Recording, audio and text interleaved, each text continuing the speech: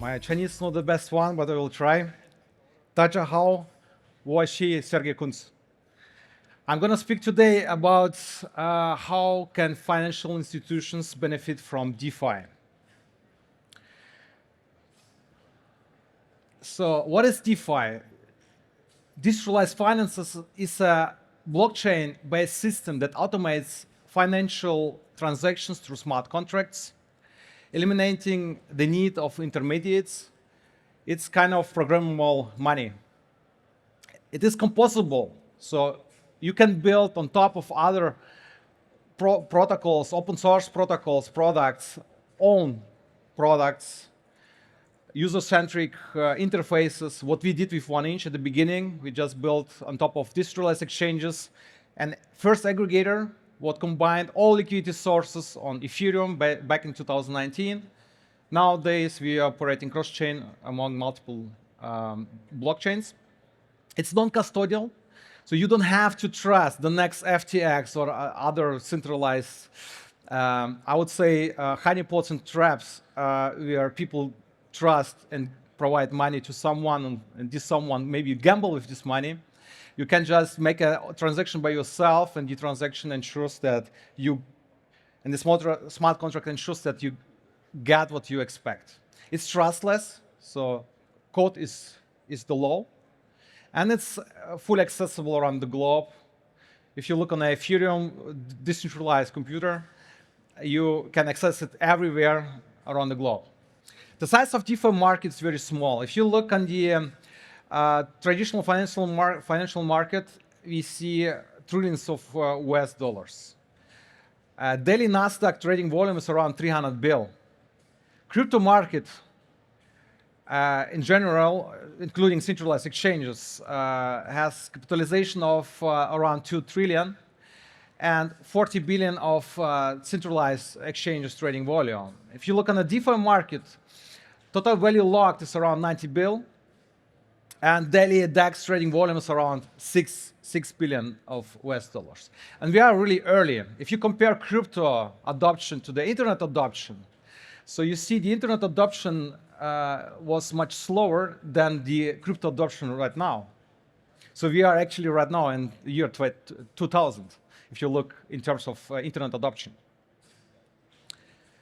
So the opportunities, DeFi opportunities for institutionals, it's possible to reduce costs for institutionals. If you think about, just simple example, subscriptions, there are protocols right now out there like Papaya Finance protocol, open source protocol that can be integrated anywhere.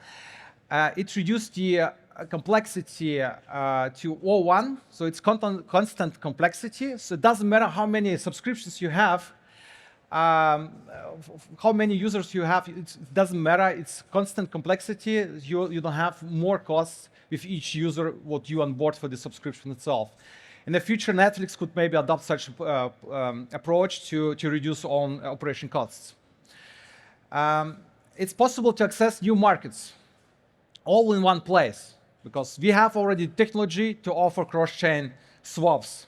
And there's no or less counterparty risks. Most of the protocols like Uniswap, like us and others are without any admin keys, so no one has access to the funds, to the liquidity in the protocols.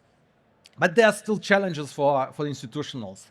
There's a regulatory uncertainty, so it's the regulatory environment not super clear for non-custodian approach and DeFi approach itself. There are also problems with compliance, ML and KYC, KYB. There are almost no standards for this. And it's complex. So you can write code, but you need to learn how to write properly code for event-based blockchains or maybe also other like Solana and Tron. You need to be efficient. It's more complex than just normal Web 2 and the normal software development. We from 1inch, we come with a solution, 1inch Pro, what we plan to start next year. In different countries, we start with UAE and Switzerland. We offer clear, simple API interface, so everyone can integrate it like in Web 2 manner. So everyone can get access to our APIs to perform any interaction with our protocols. We will offer trading interface. We have a high grade of compliance, and of course, AML screening and reporting in place. There are huge benefits. You get access to the whole market through our market makers. It works for self-custody wallets and also custodian wallets. For example, if a Signum Bank in Switzerland want to offer own customers access to the regulated DeFi liquidity, we call it, they can just easily plug in and play with this. So our protocols is a set of different things what we offer. The main thing, the newest innovation to release this year is One-inch Fusion Plus. It covers non-custodian settlement in, I pitch it always like a decentralized NASDAQ.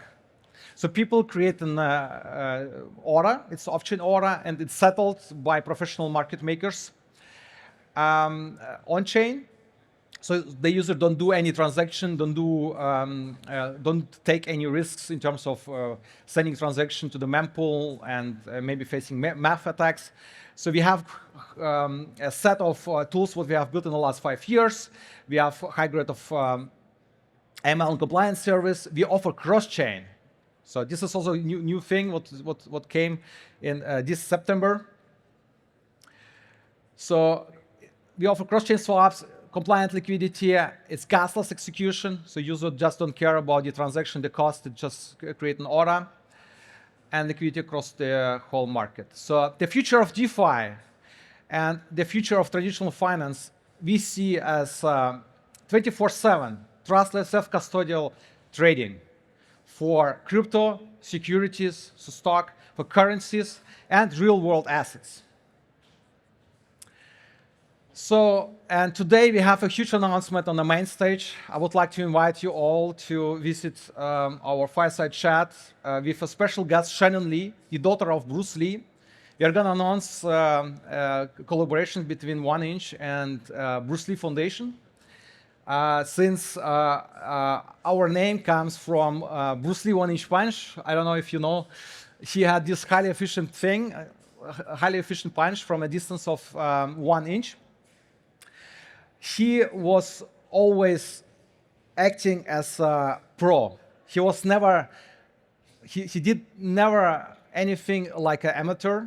So he took everything serious, and it's how we do it. So back in 2019, together with my co-founder Anton Bukov, we came to an idea that actually we can improve the space by combining all liquidity sources out there on decentralized exchanges into a single one by introducing an aggregator.